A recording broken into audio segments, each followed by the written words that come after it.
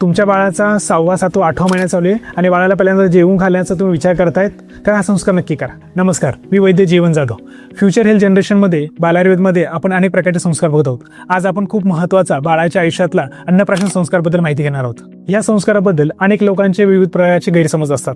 बऱ्याच लोक 6व्या महिन्यात, कोणी 7व्या महिन्यात, कोणी 8व्या महिन्यात करत असतात. तर सर्वात महत्त्वाचं या संस्काराबद्दल थोडं माहिती असणं गरजेचे आहे. काश्यप संहितेनुसार बाळाचे खाण्याबद्दलचे 3 संस्कार सांगितले आहेत. एक म्हणजे दुग्धपान, नंतर फलप्राशन, 3 नंबरचं अन्नप्राशन. बाळाच्या जन्मानंतर 3ऱ्या दिवसापासून तर पुढे बाळाला दुग्धपान केलं जातं.